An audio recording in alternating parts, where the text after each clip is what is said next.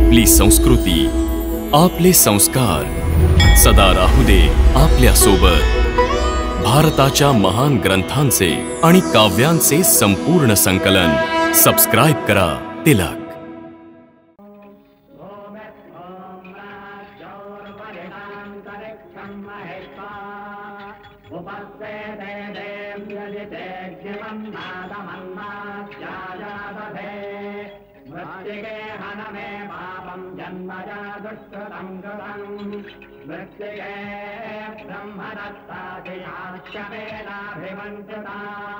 मृत्तिके देहि मे पुष्टिं त्वयि सर्वं प्रतिष्ठितं मृत्तिके।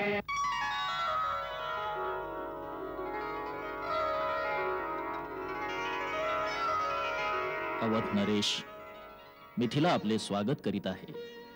माझे मोठे भाग्य आहे की आपल्या चरणरजाने मिथिला पावन झाली। मिथिलेश्वर, आपली आज्ञा झाली आणि आम्ही आपल्या प्रेमबंधनात बद्ध येथे आलो। इतकी प्रतिष्ठा, इतकं सौभाग्य प्राप्त होईल मला, हे तर मी स्वप्नातही नव्हतं पाहिलं। रघुकुलाबरोबर संबंध आल्याने माझ्या वंशाची प्रतिष्ठाही वाढली। हे काय बोलता आहात विदेहराज? या विश्वात कुणाचा कुणाशी संबंध येईल याचा निर्णय केवळ विधात्याच्याच हातात असतो। तोच शुभ समय आल्यावर या साखळ्या जोडून देतो। त्याच परमेश्वराच्या इच्छेने आज अयोध्या आणि मिथिला दोघे बरोबरीचे संबंधी झाले आहेत। नाही महर्षी, बरोबरीचे नाही। मी तर कन्येचा पिता आहे, आपला दास आहे। माझी आणि आपली बरोबरी कशी? आपण ठीक म्हणालात महाराज जनक। आमची आणि आपली बरोबरी कशी होऊ शकेल? आज आपण दाता आहात आणि मी एक याचक, एक भिकारी, जो आपल्या द्वारावर आपल्या कन्येचे दान मागायला आला आहे। देणारा दाता तर सदाच महान असतो। शास्त्रही सांगते, प्रतिग्रहो दातृवश। घेणारा दात्याच्या अधीन असतो। याकरिता आपण जी आज्ञा कराल ती आम्हास शिरोधार्य असेल। आपण तर पुण्यवान आहात महाराज दशरथ। आपल्या स्नेहाच्या बंधनात आपण विदेहीलाही बांधून टाकलत। आपल्या समवेत देवतातुल्य वसिष्ठ, वामदेवजी अशा महान विभूतींच्या स्वागतामुळे अभिमानाने माझे मस्तकही उंचावले। विदेहीराज, माझा विचार आहे की महाराज दशरथ, महर्षी वसिष्ठ आणि वरातीत आलेल्या अतिथींना यात्रेच्या ठिकाणी घेऊन जाण्यासाठी विश्राम करू द्यावा।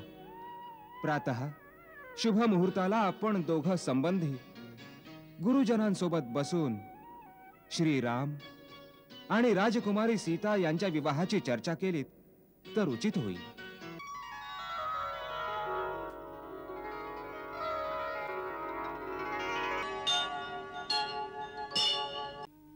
राम राम राम राम राम।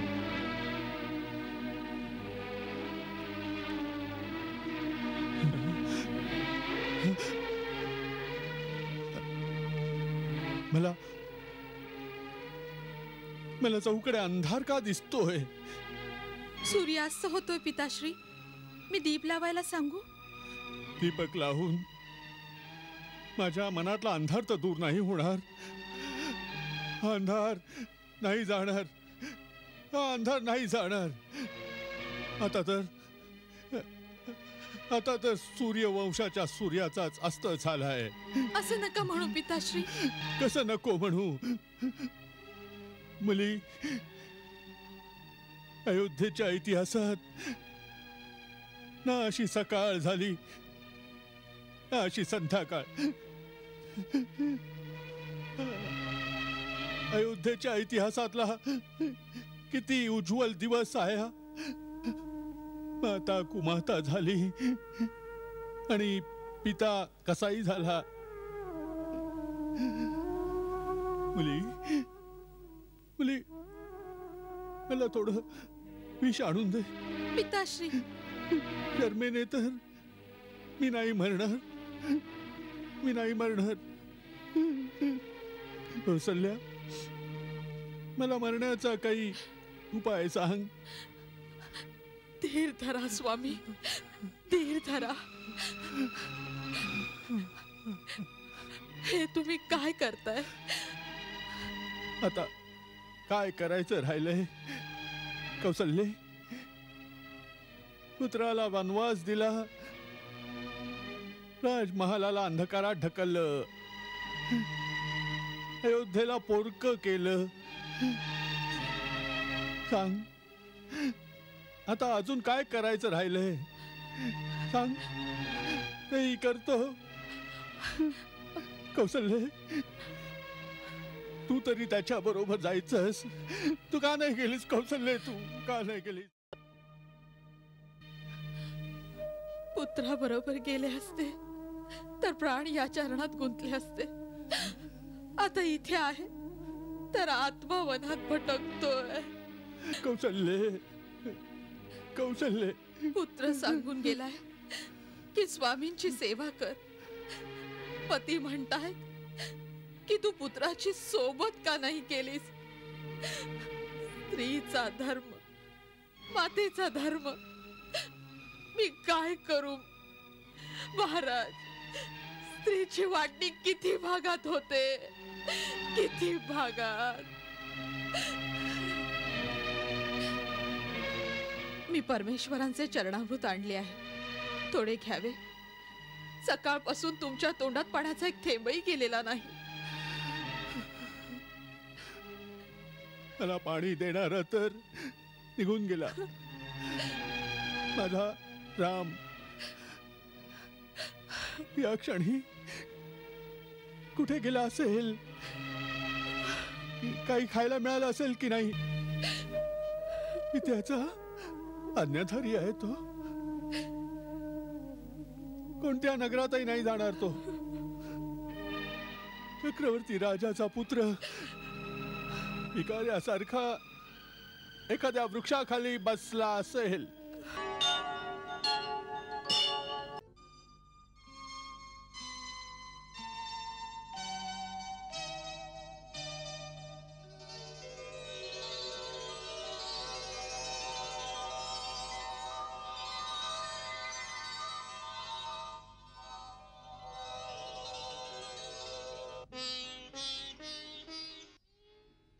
राम, तुझं कल्याण हो पुत्रा. जसं अष्टवक्राने आपल्या पित्याचा उद्धार केला होता, त्याचप्रमाणे तुझ्यासारख्या महान पुत्रानं माझा उद्धार केला आहे. मला देवतांच्या द्वारे पत्ता लागला आहे की तू स्वतः पुरुषोत्तम भगवान आहेस, ज्याने रावणाचा वध करण्यासाठी नररूपात अवतार घेतलास. जर हे सत्य असेल तर मला हा वर दे की मी तुला नेहमी पुत्र रूपात प्रेम करीन. माझी बुद्धी कधीही न बदलो.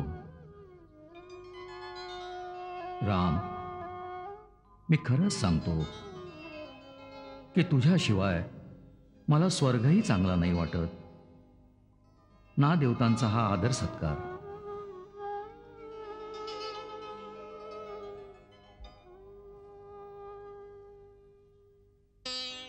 पित्याचं प्रेमच असं आहे जे कुणा भाग्यवंतांनाच मिळतं. मला दुःख या गोष्टीचं आहे की मी आपल्या ह्या निश्चल प्रेमापासून वेळेआधीच वंचित झालो. पुत्रा, भावही अटल आहे. माझा आशीर्वाद नेहमी तुझ्या बरोबर राहील. तू वडिलांच्या वचनासाठी वनात 14 वर्ष घालवलीस. 14 भुवनामध्ये तुझा जय जयकार होईल. लक्ष्मण, तू आपल्या भावाच्या निस्वार्थ सेवेत आपला समस्त संसार बलिदान केलास. तुला धर्म आणि महान यशाची प्राप्ती हो. सीते, मुली, तू आपल्या पतिव्रता धर्माने आपल्या पित्याचे कुळ आणि सासर दोन्ही कुळांचं यश तिन्ही लोकात पसरवलं आहेस. तुझं सौभाग्य अखंड राहो मुली. राम, मी तुम्हा सर्वांच्यावर खूप प्रसन्न आहे. जी इच्छा असेल पुत्रा, यावेळी तो वर माग. मनात आपल्या अंतिम दर्शनाची इच्छा राहिली होती, ती आपण कृपा करून आज पूर्ण केलीत पिताश्री. राम, पित्याचंच असं एक नातं आहे की पित्याकडे मागण्यात कधीही संकोच करता कामा नये. पित्याचे आशीर्वाद अनमोल असतात. म्हणून माग मुला, जे मनात असेल ते माग. महात्मा, जर आपण माझ्यावर प्रसन्न असाल तर मला एकच वर द्यावा. कृपा करून माझ्या मातेला दिलेला शाप परत घ्यावा.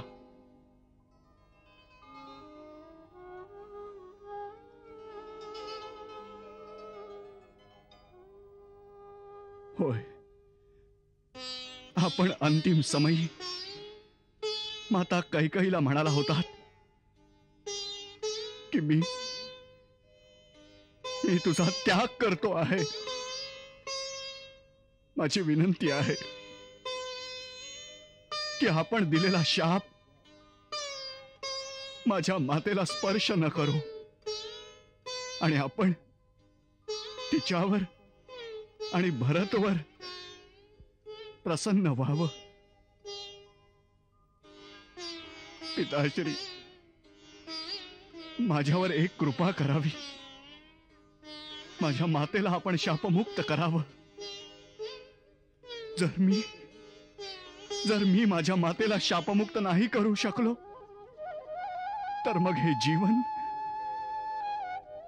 जीवन निष्फळ राहील पिताश्री.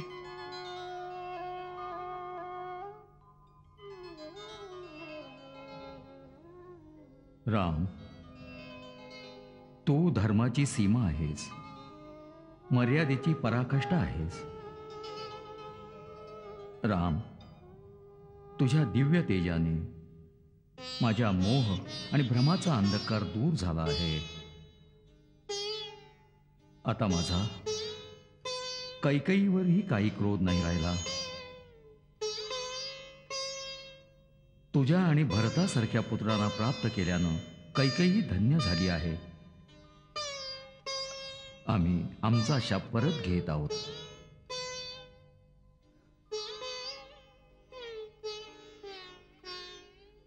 आपण परम उदार आणि महान आहात पिताश्री. आम्हाला सर्वांना आशीर्वाद द्यावा. यशस्वी हो, तुझं कल्याण हो.